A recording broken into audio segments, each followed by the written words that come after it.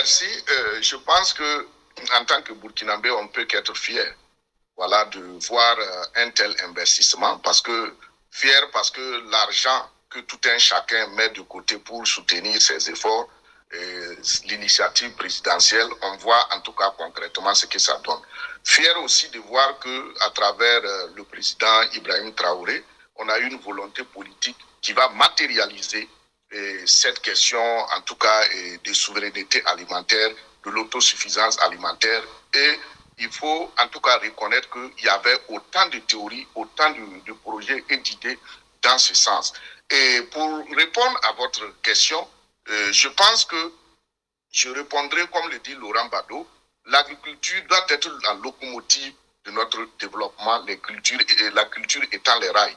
Et je pense que nous sommes en tout cas sur cette voie. Et c'est pour dire que quoi? L'agriculture telle que nous voyons aujourd'hui les investissements va nous amener à une industrialisation du pays. Vous voyez déjà que le président a lancé en tout cas l'ouverture de cette usine sur les noix de Kazoo. Et vous voyez aussi avec Sofato l'ouverture des usines de transformation de tomates. Ce qu'on oublie souvent, c'est que c'est l'agriculture qui a créé le capitalisme, qui a créé le capital. Quand on venait en Afrique, prendre des Africains pour aller les soumettre en Amérique comme esclaves. Dans l'histoire, on a l'habitude de mentir et de tordre l'histoire pour dire qu'on part prendre des esclaves en Afrique. L'Afrique n'a jamais produit d'esclaves. On prend des Africains vigoureux qu'on a amenés en Amérique, qui ont travaillé dans des plantations de café, de plantations de maïs, de plantations de coton, de sucre et autres. Et c'est ça qui va donner naissance au capitalisme et l'industrialisation des États-Unis. Donc, nous, Burkinabés aussi, Africains, on a eu cette expérience de la colonisation où on nous a exploités. Nous, Burkinabés particulièrement, on nous a exploités dans les plantations et dans les champs en Côte d'Ivoire. Et je pense qu'en retour aujourd'hui, avec toute cette volonté politique du président Ibrahim Traoré, nous allons concrètement aussi travailler pour que l'agriculture se développe au Burkina et du coup, ça va donner naissance à l'industrialisation du pays. Donc pour moi, cet investissement est un creuset de formation, cet investissement est un creuset de production et aussi, il va falloir, comme vous le dites, est-ce que ça va changer structurellement? Il va falloir aussi qu'on accompagne avec une sorte de sensibilisation qui va faire que les populations assimilent ce qu'on appelle la consommation locale.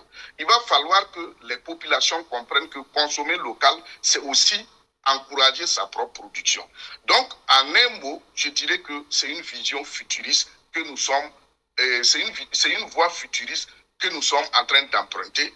Et je pense qu'en cela, il faut saluer, en tout cas, cet engagement politique du président Ibrahim Traoré. Il faut saluer les différents acteurs, saluer aussi le ministre de l'Agriculture qui est chaque fois sur le terrain. Le commandant Ismaël Sombier, il faut le dire effectivement, qui vraiment ne ménage pas ses efforts, qui est tout. C'est un ministre de terrain, voilà, parce que il veut vraiment, moi-même je me rappelle dans mon village, à Gomblora, l'affaire du tracteur, là c'était dans mon village, et en tout cas on a vu tout l'engagement qu'il a eu à descendre jusqu'au village pour s'occuper de cette affaire.